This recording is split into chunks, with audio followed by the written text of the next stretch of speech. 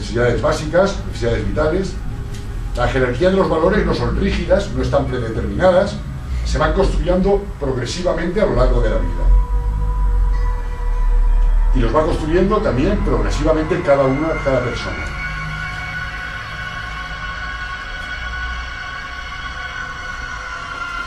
La trascendencia, los valores trascienden el plano concreto, dan sentido y significado a la vida humana y a la sociedad.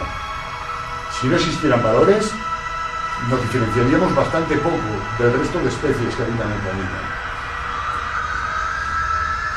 El dinamismo, los valores se transforman con las épocas.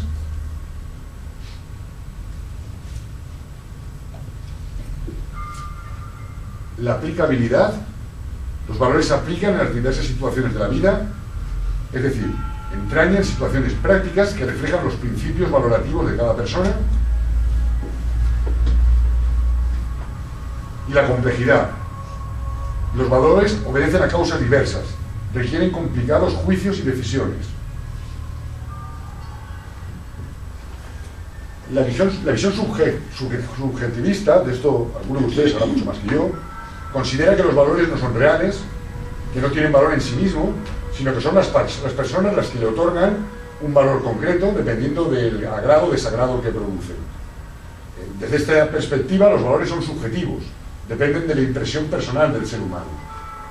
Esta es, desde mi punto de vista, la visión subjetivista de los valores. La escuela neokantiana afirma que el valor es ante todo una idea. Se diferencia lo que es valioso de lo que no lo es, dependiendo de las ideas o conceptos generales que comparten las personas. Algunos autores de esta escuela indican que los valores no son el producto de la razón, que no tienen su origen y su fundamento en lo que nos muestran los sentidos, y que por lo tanto no son concretos, que son abstractos, que no se encuentran en el mundo sensible y objetivo. Es el pensamiento y la mente donde los valores cobran forma y significado. Por otro lado, la escuela fenomenológica considera que los valores son ideales y objetivos que valen independientemente de las cosas y las estimaciones de las personas, y así, aunque todos seamos injustos, la justicia seguiría teniendo un valor. Y por otro lado, los realistas afirman que los valores son reales. Valores y bienes son una misma cosa. Todos los seres tienen su propio valor. En síntesis, y para los que no somos filósofos, que nos cuesta mucho entender cada una de las escuelas, las diversas posturas conducen a inferir dos teorías básicas acerca de los valores, dependiendo de la postura del objetivismo o del subjetivismo.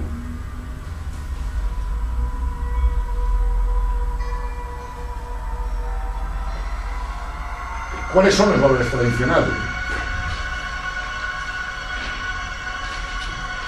Los valores son producto de cambios y de transformaciones a lo largo de la historia. Surgen con un especial significado y cambian o desaparecen en las distintas épocas. Si ustedes se meten en internet y ponen valores tradicionales, las primeras 100.000 referencias que les salen hablan de valores tradicionales americanos, lógicamente. Pues seguro que los valores tradicionales americanos, lo que ahora se entiende por valores americanos, tendrá muy poco que ver con los valores americanos que había en América hace 200 años, ¿no? En lo que ahora son los Estados Unidos. Es decir, los valores se van transformando a lo largo de la historia.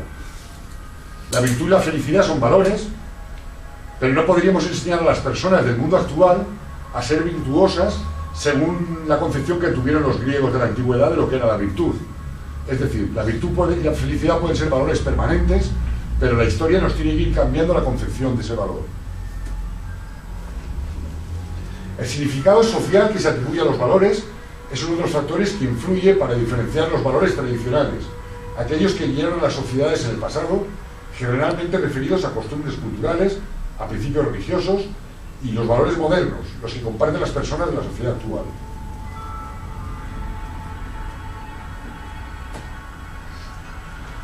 Nietzsche fue el mayor exponente en contra de los valores tradicionales que asociaba inevitablemente al cristianismo. Recuerden el Dios ha muerto. Mantenía que los valores tradicionales habían perdido su poder en la vida de las personas y estaba convencido de que los valores tradicionales representaban la moralidad esclava, es decir, la esclavitud del ser humano y una moralidad creada por personas débiles y resentidas que fomentaban comportamientos como la sumisión y el conformismo, fundamentalmente influidos por la religión. Nietzsche defendió el imperativo ético de crear unos nuevos valores que superaran los valores tradicionales y que harían llegar a lo que él buscaba o que definía como el superhombre. Esta es la parte más compleja, conflictiva o que vamos a tener hoy, que es el personalismo humanista, porque puede que cada uno de los que estemos aquí tenga una concepción de lo que es el personalismo humanista. Repito, esta es mi percepción personal de lo que es el personalismo humanista. El liberalismo dice que la sociedad es para el hombre y no el hombre para la sociedad.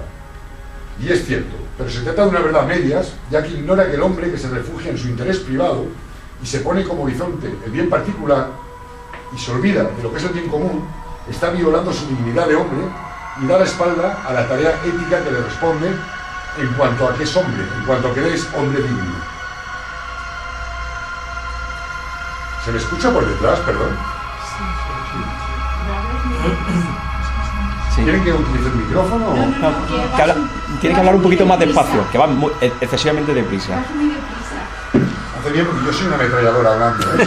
Es que dices cosas muy interesantes, pero no, o sea, por lo menos yo a lo mejor ya he perdido el ritmo, estas son más jóvenes. Bueno, frente a esto, frente a lo que sostiene el liberalismo, el principal valor que a mi juicio defiende el personalismo humanista es el bien común, el valor del servicio a los demás. Recuerdo una frase de Tagore que decía: yo dormía y soñé que la vida era alegría, desperté y vi que la vida era servicio, serví y comprendí que el servicio era la alegría.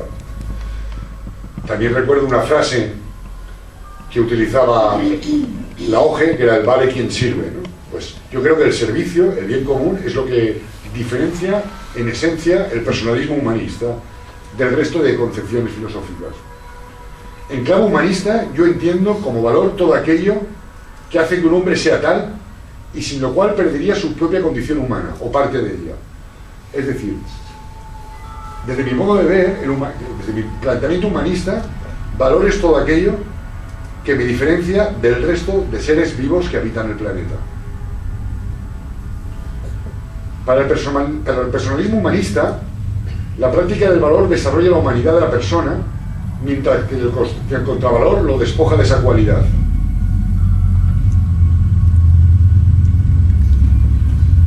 Y desde mi percepción del humanismo personalista, los valores son referentes que deben orientar al comportamiento humano hacia la transformación social y la realización de la persona, y que deben convertirse en pautas que orienten la conducta y la vida de cada individuo y de cada grupo social. Es decir, cada persona que asuma como propio los valores humanistas está comprometido a difundirlos y a divulgarlos. De ahí mi primera intervención diciendo que mi intención es ser un provocador, pero que en toda actividad que hago pública, de pensamiento, de divulgación, de magisterio, de comunicación, intento influir, explicar en lo que es el personalismo humanista. El proselitismo tiene que ir unido a la práctica de estos valores. No son valores que uno se pueda quedar para sí mismos. No son valores que a uno le sirvan para decir: paren el mundo que yo me bajo. Tiene la obligación de transformar la sociedad. Es inadmisible la posición del intelectual que en estos momentos analiza la coyuntura actual desde la frialdad de su despacho, desde los decanatos, desde su inteligencia, sin mojarse, sin remangarse, sin ponerse a la faena. La misión moral del intelectual es comprometerse, es influir en la masa, es dirigir a las masas y es convencer a las masas. La obligación moral, desde un punto de vista humanista, bajo mi percepción, del intelectual, es convertirse en la guía y en el referente que necesitan esas masas que están siendo humilladas, que están siendo explotadas, que están siendo víctimas de la actual situación de globalización mundial. Para mí hay dos personajes que han influido de manera decisiva en la configuración del personalismo humanista. Probablemente no coincidan conmigo, hay muchos, y son los que entiendo como más representantes de esta configuración del personalismo humanista. Antes de ello hay otra cosa importante que debería manifestar para que se entienda aún más por qué me acerco a estos personajes y cómo se puede abrazar los valores personalismo humanistas desde concepciones muy diferentes. Además de proclamarme indiferente, aunque independiente, pues me tengo que proclamar agnóstico, y soy agnóstico porque no tengo el valor de proclamarme ateo. Fui muy creyente en una época de mi vida, y como todo lo que hago en mi vida, fui muy creyente comprometido. Para mí ser creyente era lo mismo que les estoy hablando, era vivir esa creencia y ser proselitista de esa creencia, pero la fe no es un acto que se pueda llegar por razón intelectual. La fe se tiene o no se tiene. Por razón intelectual se llega a que Dios no existe. Pues probablemente tuve fe en una época de mi vida y en otra la perdí. Si la perdí, pues la perdí. Pero yo, que soy muy valiente para todo, no sé qué hay ahí que me obliga a no proclamarme ateo. Pero en esa línea entre el ateísmo y el agnosticismo sí que me proclamo absolutamente agnóstico. Y a lo mejor tiene todavía más interés cuando voy a hablar de dos personajes que han tenido, o que para ellos su influencia religiosa ha sido básica para desarrollar el personalismo humanista. Es decir, desde mi agnosticismo puedo estar absolutamente comprometido con el personalismo humanista. Uno de esos personajes, obviamente, es Emmanuel Mounier.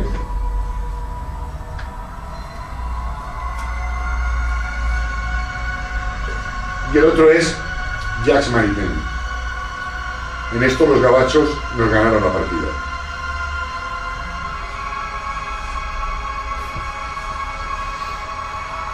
Maritain, como todos ustedes sabrán, es un filósofo francés, neoescolástico, uno de los tomistas más influyentes y conocidos del pasado siglo. Tuvo una vida longeva, nació en París en el seno de una familia protestante y liberal. La influencia de su mujer fue básica en el desarrollo de su personalidad. Durante un tiempo, muy poco, por desgracia, para mí, abrazó el socialismo.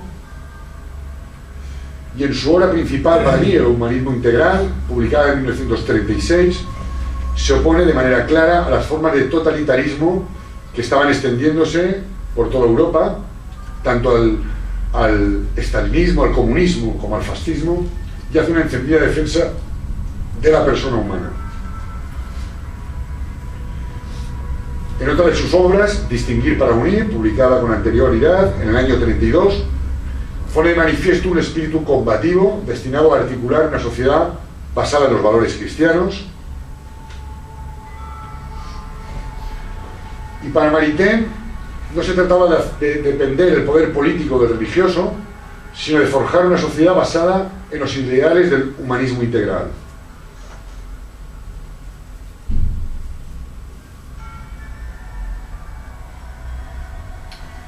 Fue profesor en diversas universidades norteamericanas y en esta época publicó otros libros muy importantes como Derecho Humano y Ley Natural, Cristianismo y Democracia y La filosofía entre comillas, que aunque fue escrito en esa época, no se publicó hasta los años 60. Nada más acabar la guerra fue embajador en el Vaticano, embajador francés en el Vaticano, y después de muchos años de matrimonio, al morir su mujer, se hizo jesuita, hasta que murió en 1973. Tuvo una importancia básica en la elaboración de la Declaración de los Derechos Humanos de la ONU. Su contribución fue decisiva y de hecho esta Declaración de Derechos Humanos de la ONU tiene un pozo personalista y humanista que directamente los historiadores asocian a la participación de Maritain. Por otro lado, era un activista. Para él lo más característico de la vida humana no era el razonamiento sino la acción, y era el medio con que se expresa la voluntad y el destino humano.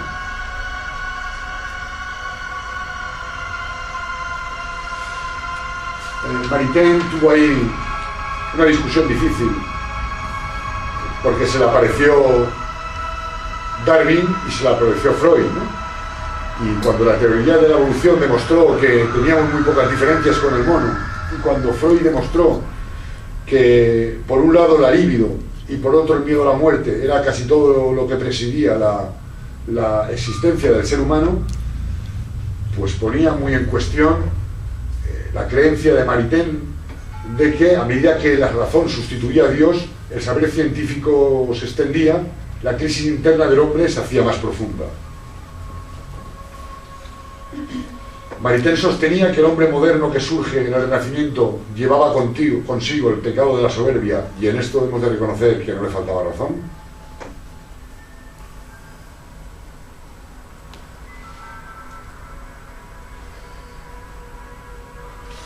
Y afirmaba que el hombre prescindía de Dios y se construía un saber científico de la naturaleza que le llevaba a una escisión entre el hombre y el mundo y a un determinismo mecanicista que arrolla al hombre mismo. Frente a esto, Maritain contraponía un humanismo cristiano que definía como integral o teocéntrico y que reconocía que Dios es el centro del hombre.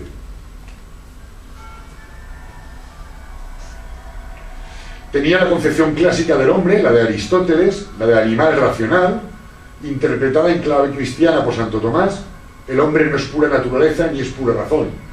El hombre, así entendido, es persona. Antes de pasar a Mounier, quiero resaltar lo que he dicho anteriormente. ¿Cómo me puede interesar, siendo agnóstico, el pensamiento de Maritain? Creo que va más allá de la rápida interpretación que se pueda hacer de su figura. Pues es similar a lo que he empezado diciendo con José Antonio Primo de Rivera. ¿Cómo me puede interesar no siendo falangista? Yo creo que los grandes pensadores, aquellos que han tenido cosas importantes que decir, han escrito para todos, pero desgraciadamente solo unos pocos lo han entendido. O voy a pecar de soberbia, solo unos pocos tenemos la capacidad de entenderlos. Para esos pocos es para los que va destinado, para quien tiene la capacidad de discernir, asimilar, sin prejuicios previos, entender perfectamente lo que decía Maritain, sin comprometerse al 100% en sus ideas. Y les voy a poner un ejemplo claro. Decididamente, yo soy un hombre que cree en la medicina basada en la evidencia, que cree en los avances científicos, y que cree que al ser humano y al cerebro hay que ponerle muy pocos límites, pero que la ética debe imponer algunos. Yo que no entiendo, y que no justifico y que condeno la intromisión de la Iglesia en los avances científicos, no puedo entender cómo los avances, por ejemplo, que ha hecho mi buen amigo Carlos Simón, investigador de reconocido prestigio a nivel mundial, compañero mío de primero de GB en los Maristas, director del Instituto Valenciano de Infertilidad, la persona que más sabe en el mundo de infertilidad, los avances que ha hecho con células madre para conseguir embriones que pueden salvar la vida de hermanos con enfermedades degenerativas. La selección de embriones para este fin, personalmente, no solo la acepto, no solo la entiendo, no solo creo que si Dios existiera habría puesto en la inteligencia del hombre la capacidad de llegar a hacer esto para una obra buena, es decir, se pueden seleccionar embriones para tener un hermano varón o hembra según la necesidad y tener algo que pueda ayudar a salvar la vida de su hermano ya existente. Sin embargo, con esta misma concepción no puedo entender la selección que se hace para seleccionar que sea macho o hembra, por ejemplo, que ahora mismo acabamos de saber ayer por una noticia sobre abortos realizados en el Reino Unido por el interés de tener un hombre tener un macho o una hembra, ¿no? Esto sí que me parece que es ir contra las leyes naturales. Es decir, por encima de si existe o no Dios, hay unas leyes naturales. Es muy difícil creer que hay una ley natural que ponga un límite al desarrollo científico, al desarrollo intelectual humano. El límite está en la propia inteligencia del ser humano, y en la propia inteligencia unida a la propia ética y a la propia moral. Diga lo que diga la Iglesia, Hubo un día que el ser humano, que su cerebro, que su inteligencia, fue capaz de concebir que el corazón de una persona muerta podía salvar el corazón de una persona viva. Hoy en día, salvo algún charado, nadie condenaría un trasplante de corazón, o un trasplante de riñón, o un trasplante de miles de órganos que hoy en día se hacen, y de los que afortunadamente, aparte de la selección española de fútbol, si en algo somos líderes a nivel mundial, es en donación de trasplantes. Somos el país con mayor número de donación de trasplantes por habitante. Por lo tanto, quiero entender que esta sociedad está muy sensibilizada con eso. Cuando yo me muera, mis ojos, mi corazón, mi hígado, si le sirve a alguien y puede hacer que una vida viva, que iba a morir, o que una vida siga mejor, pues mucho mejor. ¿Dónde poner el límite de qué se puede trasplantar o no se puede trasplantar? Estoy seguro que si hubieran científicos, serían capaces de debatir. Yo he hablado con mi amigo Carlos Simón, que él no se dedica a esto, se dedica a la investigación de células madre para fecundación in vitro. Y el mismo científico al que se le ha votado de todo el presupuesto para hacer esta investigación y que ahora se crea una ley que le impide que esos embriones se puedan utilizar y que sin embargo el mismo gobierno lo propone para el premio Príncipe de Asturias, este hombre brillante que con menos de 50 años ya está reconocido a nivel mundial, me plantea: estoy convencido, José, que a nivel científico hoy en día se podría hacer un trasplante de cerebro. Estos son palabras mayores. ¿Por qué un corazón sí y un cerebro no? ¿Dónde pones el límite de qué es ético o qué no es ético? ¿Debe ser la Iglesia quien ponga ese límite? ¿Por qué un organismo religioso me ha de imponer a mí un límite? El problema es un problema moral, no religioso. Porque si aceptamos que sea un problema religioso, tendremos que aceptar la ablación del clítoris que se practica a tenor de una determinada interpretación del Corán en una parte del mundo, incluso en esta parte del mundo que es España, de manera clandestina. Se trata de que haya una moral superior. Se trata de que el hombre debe ser hombre y que su condición de ser hombre como persona debe conllevar una serie de valores que establece esos límites. El límite no se puede poner a la ciencia, no se puede poner a la inteligencia, se debe poner a la acción, y la acción creo que la debe poner, ese límite lo debe poner el propio ser humano. Si hablamos de Munier, sin duda es el más destacado pensador de la filosofía católica francesa durante el siglo XX.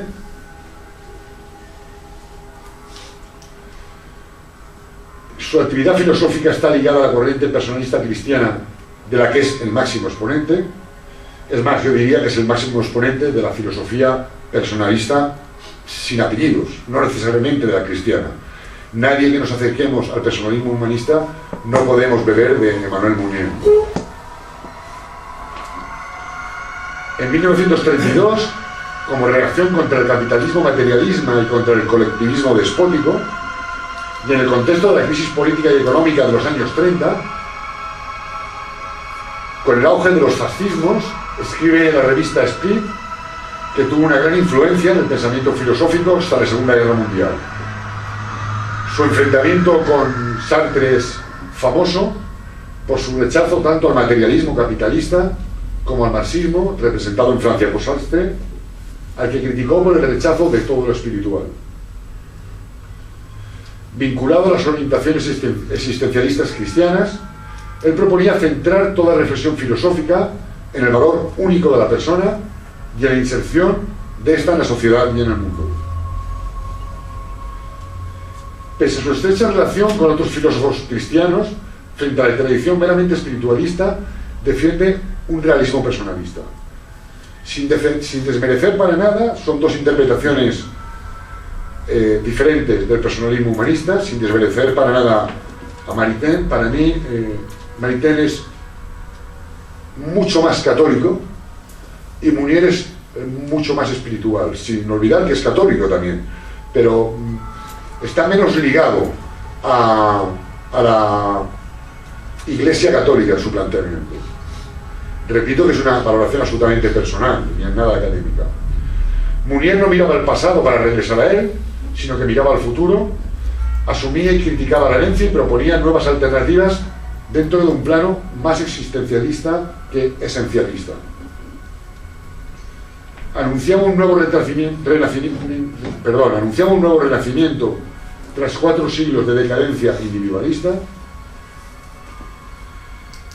y tiene unas palabras importantes que decía: muchos, llevados por 4 siglos de individualismo, han perdido la costumbre de pensar sus vidas y sus actos bajo aspectos humanitarios, no de una comunidad exterior, artificial y jurídica con la cual intercambiarían relaciones abstractas de reciprocidad, sino de una comunidad que impregnaría su espíritu y su carne, fuera de la cual cada uno de nosotros solo es un cadáver vivo. Una comunidad cuyos actos son nuestros actos, los pecados nuestros pecados y el destino nuestro destino. Para mí hay 10 puntos que sintetizan el pensamiento de Mounier sobre la actuación política. El primero es que lo político puede ser urgente, pero que está subordinado. El segundo es el punto al que se dirigen nuestras más amplias vidas, no es la felicidad, el confort, la prosperidad de la ciudad, sino la realización espiritual del hombre.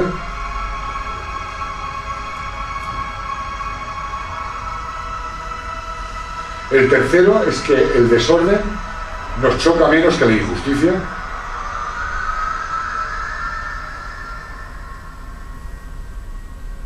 El cuarto, nuestra acción política es pues el órgano de nuestra acción espiritual y no al revés.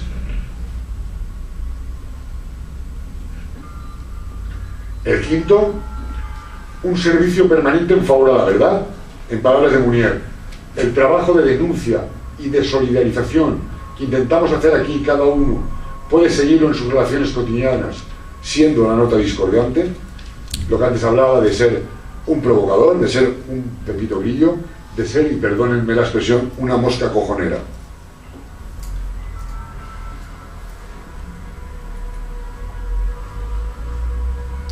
El sexto, un trabajo continuo de perfeccionamiento. Luchar contra todos los obstáculos venidos de la individualidad que paraliza, que desvía y que falsea la hora de personalización.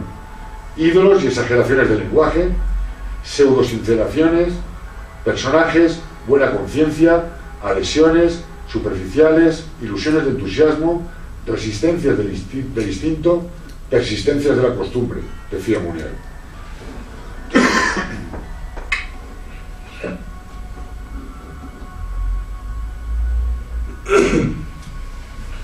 El séptimo, testimoniar nuestra ruptura con el desorden establecido. En palabras de Mounier, denuncia y difusión pública del desorden, combatiendo o no participando o absteniéndonos la desobediencia pasiva o el sabotaje o el boicot. Este punto séptimo para mí es impresionante. Y depende hasta dónde uno se crea y abrace el personalismo humanista como una filosofía de vida. Este punto, para mí, te puede llevar a una ruptura con casi todo lo que nos rodea. Justifica el desobedecimiento de la ley cuando la ley es injusta. Justifica la resistencia civil. Justifica la insumisión moral.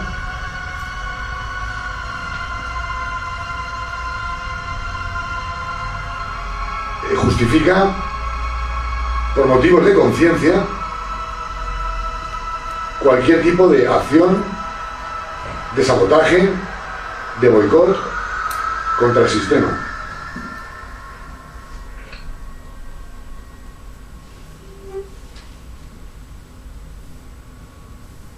Aquí hablo más despacio porque mido más las palabras.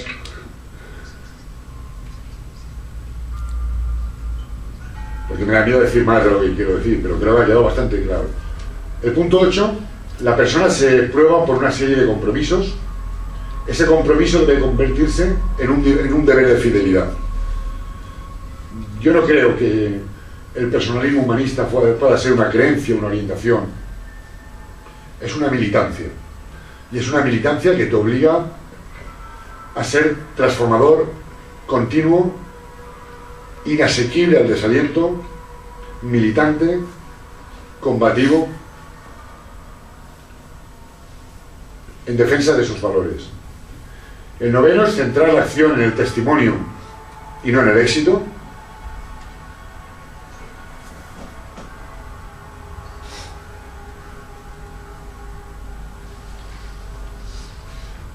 Recuerdo aquí el eslogan de las legiones romanas, Peratspera ad astra, ¿no? Por lo difícil hasta las estrellas. Y el décimo sería: el mundo precisa de personas comprometidas, responsables y maduras. En palabras de Mounier, un hombre que forma a otro hombre en la línea de su vocación y lo arranca de la dispersión o de los refugios en que se guarnece, para que él se revele ante sí mismo y confiera a su vida el sentido que ésta exige. Hace más por la revolución espiritual que 100 conferencias públicas. Esta es un poco la labor de apostolado que hizo Jesucristo. Deja todo y sígueme, comprométete hasta los poros de la piel con esto, únete a la guerrilla. Estoy convencido que si yo fuera un auténtico personalista humanista y tuviera la capacidad pedagógica, apostolar y de liderazgo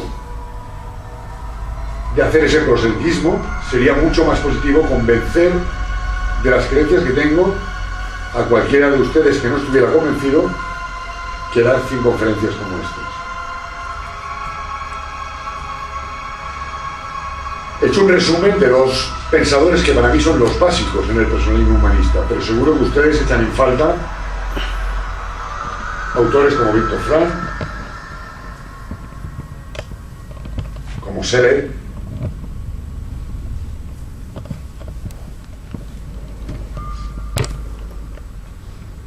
como el complicadísimo Heidegger, como el ignorado y español Antonio Tobar,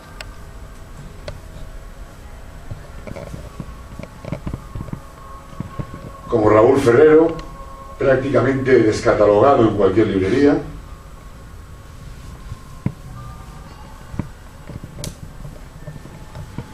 como García de Cortázar, ya estoy hablando de gente contemporánea, en un país donde lo que venden es Belén Esteban y yo por mi hija mato. Es lógico que nadie sepa quién es García de Cortázar,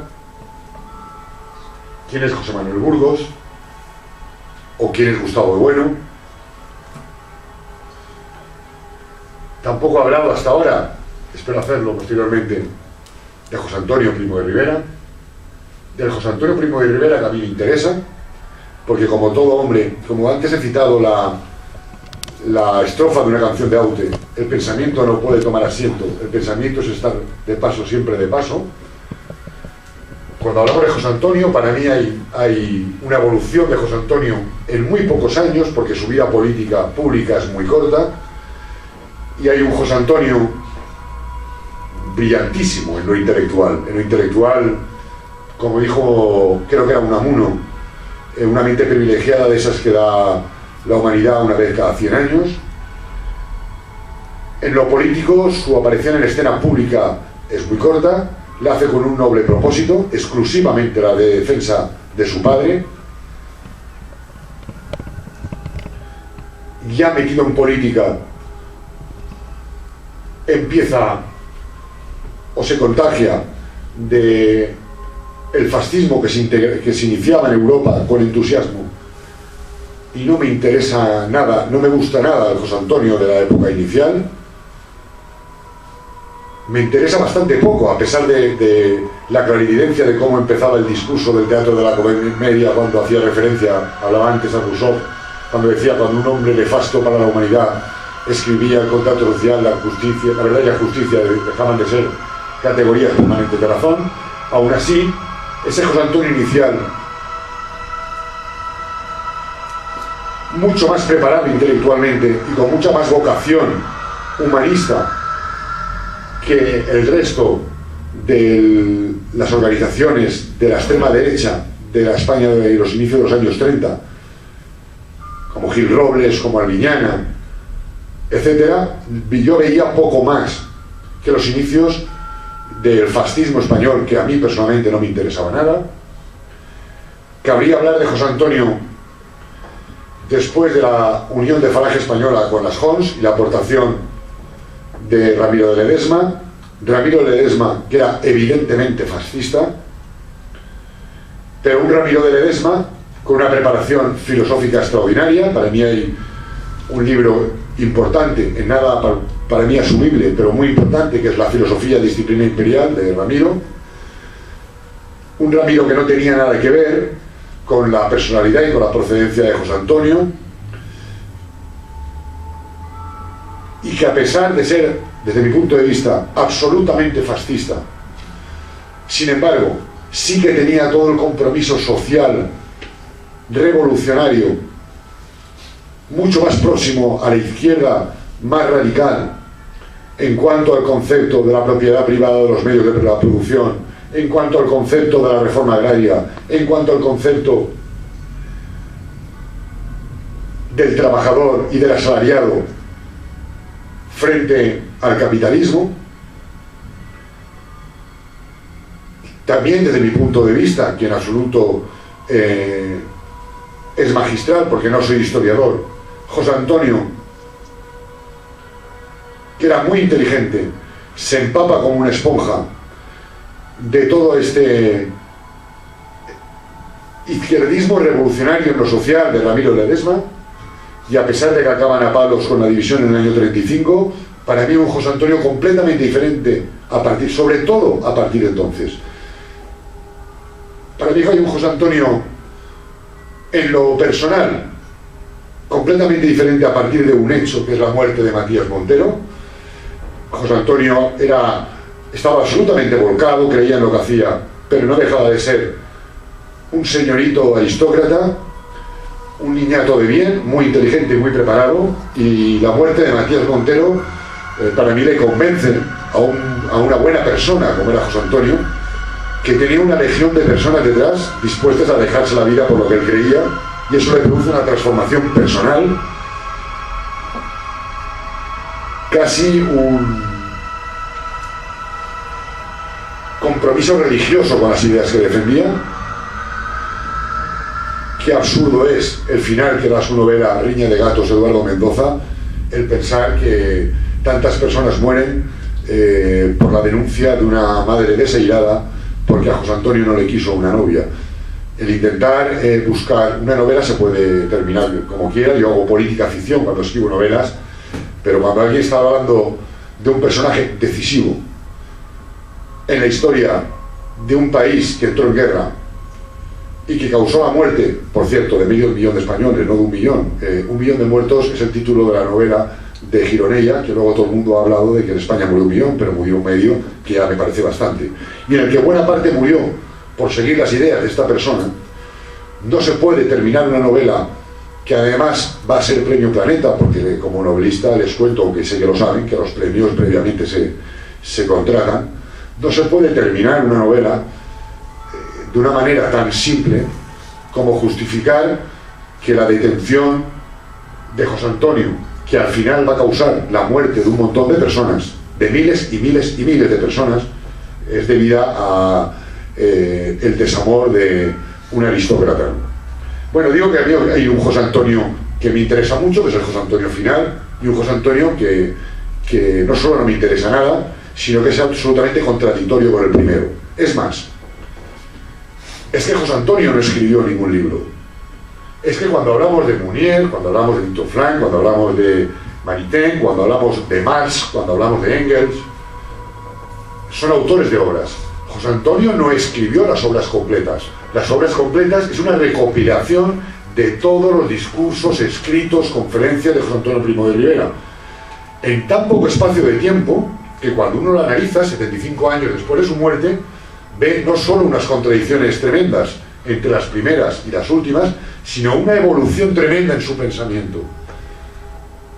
Precisamente porque era un hombre cuyo pensamiento no podía tomar asiento. Tanto es así que yo no creo, y es una apreciación personal, que si José Antonio hubiera vivido y hubiera tenido una vida longeva, hubiera acabado con 90 años siendo falangista. Probablemente hubiera sido otra cosa o hubiera parido otra cosa, porque su compromiso, el compromiso al que había llegado José Antonio, no era un compromiso con la falange, no era un compromiso con el nacionalsindicalismo, era un compromiso con la verdad y la justicia como categoría permanente de razón. Y eso ni siquiera tenía la frontera de España como límite de un pensamiento. Me es muy difícil creer que si José Antonio hubiera tenido una vida longeva, no hubiera acabado una globalización de su pensamiento, no hubiera aceptado por intentar transformar desde lo más próximo hasta lo más lejano, es decir, el mundo en el que habitaba, ¿no? Reitero, José Antonio yo creo que es como... Es muy difícil situarlo intelectualmente, pero probablemente es una de las mentes más brillantes que hemos tenido en España.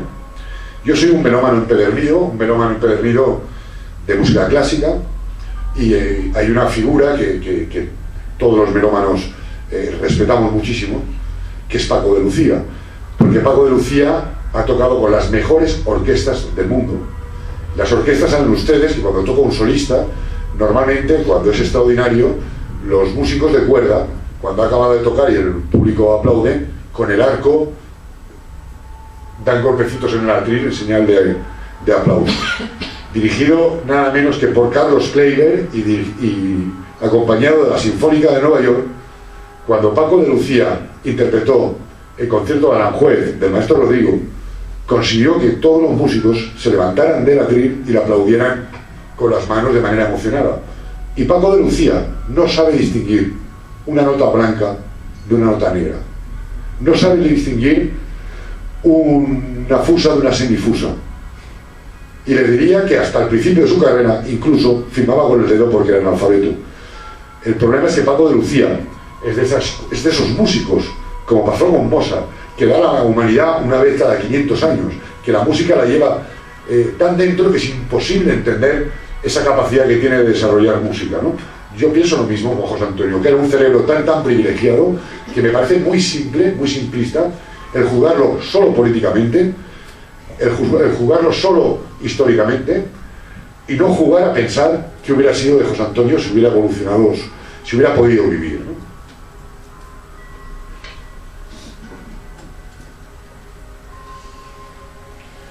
Un José Antonio absolutamente influido por José María Ortega y Gasset, del que también podríamos haber hablado mucho.